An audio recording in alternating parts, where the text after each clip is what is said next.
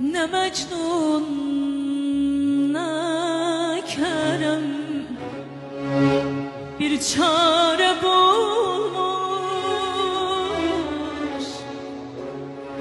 Ayrılık her aşkın kaderinde var.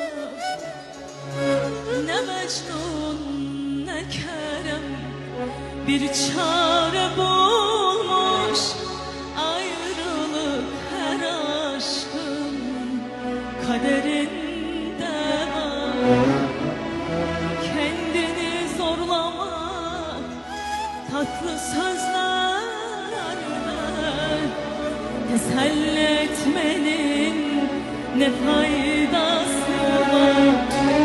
Kendini zorlama tatlı sözlerle, teselli etmenin ne faydası var.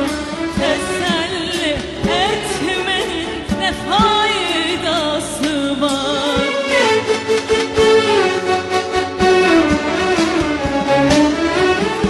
Sanki bir gün çıkıp gelecek misin? Sensiz ne haldeyim bilecek misin? Sanki bir gün çıkıp gelecek misin?